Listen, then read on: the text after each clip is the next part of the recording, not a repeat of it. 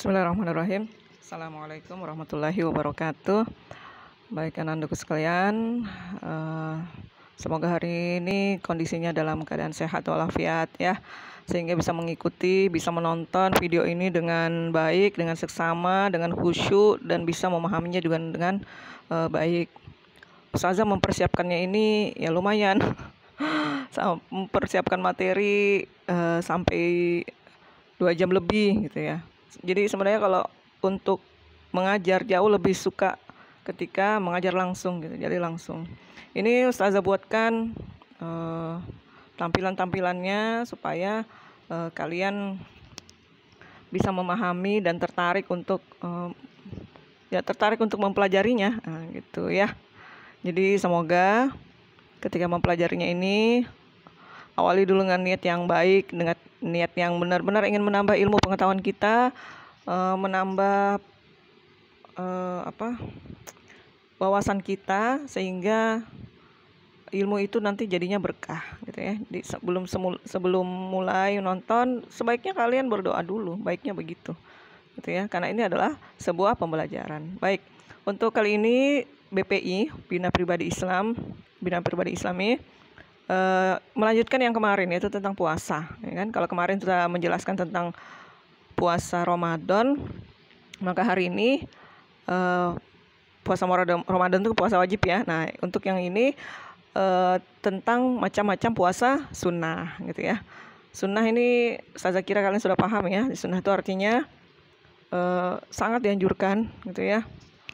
Walaupun ketika tidak mengerjakannya itu tidak berdosa, tapi rasanya rugi kalau tidak dilakukan, karena begitu banyak keutamaannya. Sama seperti sholat gitu ya, sholat fardu itu wajib gitu ya. Dan mungkin kita merasa tidak lengkap, mungkin merasa belum sempurna atau banyak tidak khusyuknya di sholat wajibnya, maka kita tambahkan, kita sempurnakan dengan sholat-sholat sunnah. Begitu juga dengan puasa. Mungkin waktu puasa Ramadan masih belum terlalu baik puasanya gitu ya, maka kita sempurnakan dengan puasa-puasa sunnah ini. Nah, Ustazah nanti akan memberikan macam-macam puasa sunnah yang biasa sering Rasulullah lakukan.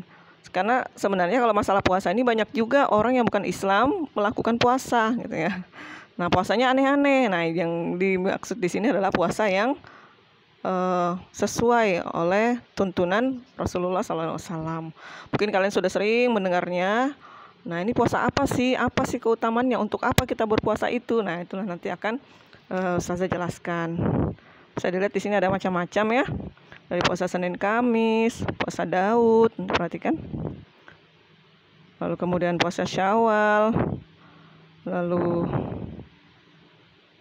ya naik lagi, ini ada puasa Yaumul Bid, ada puasa Zulhijjah, puasa Arafah, puasa Asyura, puasa Muharram, dan puasa Sya'ban. Nah, gitu ya. Inilah yang nanti akan Ustazah jelaskan. Baik, kita pertama ke puasa ya. Ini dari sini dia. Oke, puasa Senin Kamis. Nah, puasa Senin Kamis ini pasti sering dengar ya. Jadi puasa ini sering sekali juga dilakukan oleh Rasulullah. Dalam hadis riwayat Muslim, Rasulullah bersabda, di hari tersebut adalah hari aku dilahirkan, hari aku diutus atau diturunkannya wahyu. Hari Senin dan Kamis, nah, gitu ya. Rasulullah lahir di hari Kamis, dan di hari-hari itulah Rasulullah menerima wahyu. Makanya di hadis yang lain juga ada dikatakan pintu surga itu dibuka pada hari Senin dan hari Kamis. Makanya kita sangat dianjurkan. Jadi ketika pintu surga dibuka pada saat itu kita lagi puasa, nah langsung masuk laporannya, nah, gitu kan, langsung masuk laporannya ke surga, nah, gitu. Hari Kamis buka lagi pintu surga, pas kita lagi puasa, nah, masuk lagi langsung laporannya. Oh, siapa? Misalnya gitu ya. Rozan misalnya, oh puasa pas hari Kamis, nah, langsung dicatat oleh Allah. Pas kan lagi buka tuh pintu surga, langsung masuk laporannya bahwa hari ini sedang berpuasa gitu. Jadi itu keutamaannya, karena pintu surga dibuka pada hari itu, pada hari Senin dan Kamis. Maka alangkah baiknya ketika dibuka pintu surga, kita pas lagi melakukan hal-hal baik, yaitu berpuasa gitu ya. Itu keutamaannya. Lalu yang kedua puasa Daud. Nah, mungkin pernah dengar ya puasa Daud. Jadi puasa Daud ini adalah puasa yang sebenarnya dicontohkan oleh Nabi Daud. Contohkan Nabi Daud. Namun dilakukan juga oleh Rasulullah Sallallahu Alaihi Wasallam, Nabi Muhammad Sallallahu Alaihi Wasallam. Kan dalam hadisnya dikatakan Allah itu kata Allah sebaik-baik puasa itu adalah puasanya Nabi Daud. Gitu. Ada juga ini panjang ya hadisnya, ada dikatakan sebaik-baik puasa adalah puasanya Nabi Daud, sebaik-baik tidur adalah tidurnya Nabi Daud. Bagaimana itu? Selang-seling gitu ya, selang-seling. Jadi kalau puasa Nabi Daud itu ya selang-seling, hari ini puasa, besok enggak, terus besok puasa lagi, terus hari ini enggak. Itu puasanya Nabi Daud gitu. Jadi kalau kita bilang, wah kita enggak mengikuti Nabi Daud, kan kita ngikuti Nabi Muhammad. Iya, tapi Nabi Muhammad ngikuti Nabi Daud. Jadi kita ngikuti kan Nabi Muhammad. Nabi Muhammad suka melakukan puasa Daud. Nah, kita ngikuti di puasa Daud. Karena ini kadang ada orang yang suka mengatakan, loh kita kan Nabi Muhammad, bukan Nabi Daud gitu ya. Iya, tapi Nabi Muhammad sangat sering mencontohkan melakukan puasa Daud gitu ya. Yang kedua puasa Daud. Sudah ada berapa puasa? Pertama puasa Senin Kamis, yang kedua puasa Daud, yang ketiga ini dia puasa Syawal. Puasa ini dilakukan di bulan Syawal, di bulannya Idul Fitri gitu ya. Di bulan Syawal dilaksanakan sebanyak 6 hari. Mau selang-seling boleh, mau berturut-turut boleh, pokoknya 6 hari di bulan Syawal. Gitu. Misalnya hari ini lagi Lebaran, 2 hari Lebaran kan. Sudahlah mungkin Sabtu Minggu lah sekalian sepekan menerima tamu, sudah kita tidak puasa. Nah setelah itu puasa, puasa 6 hari 1 pekan aja. Pas ada di harinya itu, ada tamu mau datang, kita kan tidak enak kalau tidak makan. Akhirnya makan lagi. Jadi di satu hari itu kita tidak puasa, besoknya lanjut lagi. Jadi boleh berurutan 1 sampai hari ke-6 berurutan puasa 6 hari, atau boleh juga selang-seling. Yang penting di dalam bulan Syawal, maka itu namanya puasa Syawal. Apa keutamaannya? Puasa 6 hari di bulan Syawal itu seperti pahala orang yang berpuasa setahun penuh. Luar biasa pahala yang Allah berikan orang yang berpuasa di puasa bulan Syawal 6 hari. Gitu ya. Ada yang sanggup puasa setahun penuh, tidak pokoknya puasa terus setiap hari, kan tidak mungkin. Tapi orang yang berpuasa cukup 6 hari saja, tapi dengan catatannya puasa Ramadannya juga full gitu ya. Puasa Ramadannya full, maka lanjut dengan puasa Syawal, maka sempurnalah kita dihitung seperti pahala orang yang berpuasa setahun penuh. Gitu ya. Jangan puasanya bolong-bolong di bulan Ramadan. Baru mau puasa, sudahlah enggak usah puasa di bulan Ramadan. Sedikit aja lah, kan nanti disempurnakan. Nanti ada puasa Syawal kan 1 tahun penuh. Ya enggak, sempurna dulu puasa bulan Ramadan, baru lanjut di puasa bulan Syawal gitu ya. Itu syaratnya, tiketnya itu ya, gitu. Baik, yang ketiga adalah puasa. Kok ketiga? Sudah 1, 2, 3. Yang keempat puasa Ayyamul Bid. Ayyamul Bid, pernah dengar Ayyamul Bid? Sekarang itu sudah sering kok didengungkan sudah agak viral lah begitu ya, puasa Ayyamul Bid.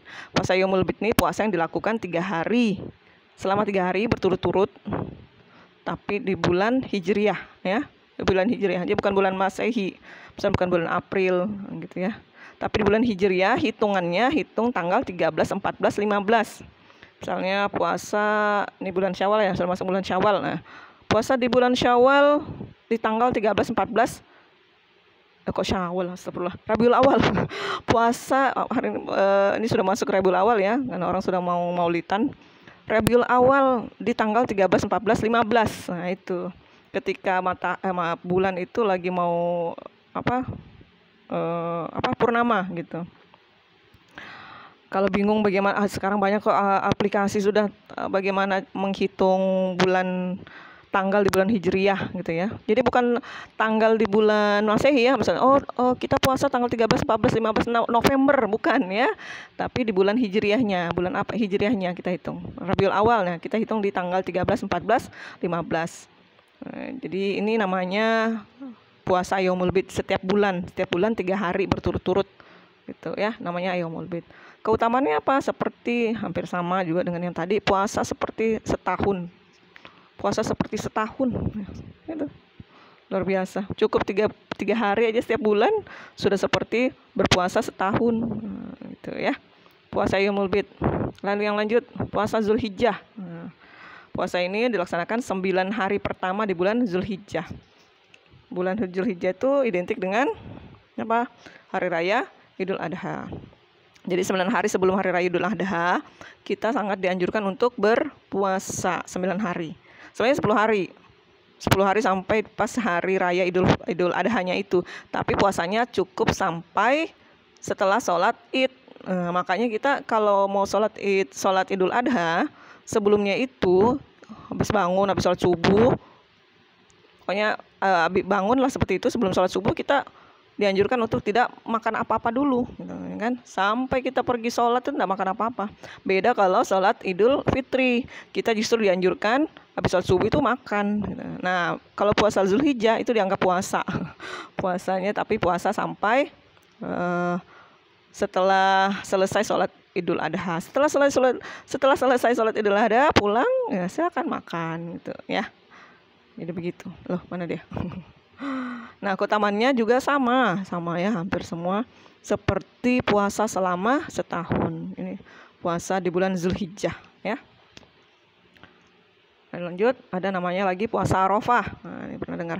Ini mirip-mirip juga dengan puasa Zulhijjah karena dilakukan di bulan Zulhijjah juga, gitu ya. Namun dia lebih terkhusus lagi ketika kita melakukan puasa itu di hari ke-9-nya.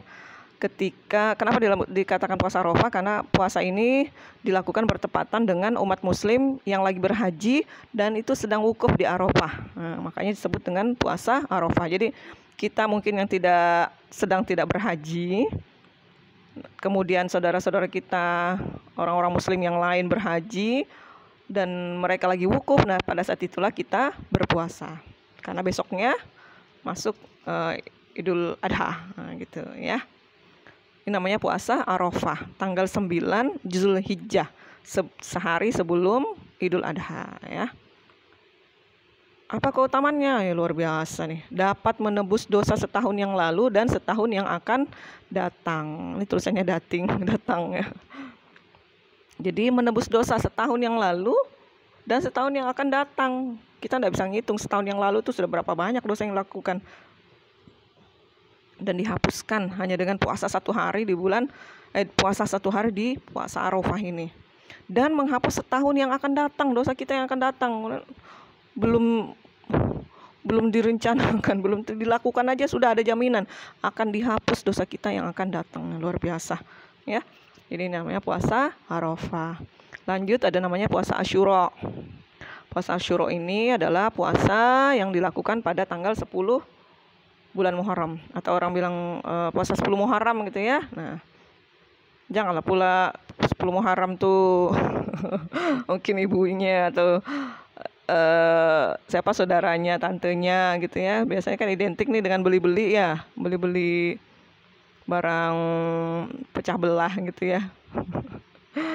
Kalau kita dalam Islam itu lebih dianjurkan untuk berpuasa, bukan beli-beli itu gitu ya. Tidak ada anjuran seperti itu. Itu hanya adat, hanya kebiasaan kita dinunukan bahkan itu ya. Kalau di daerah lain kayaknya enggak ada juga gitu.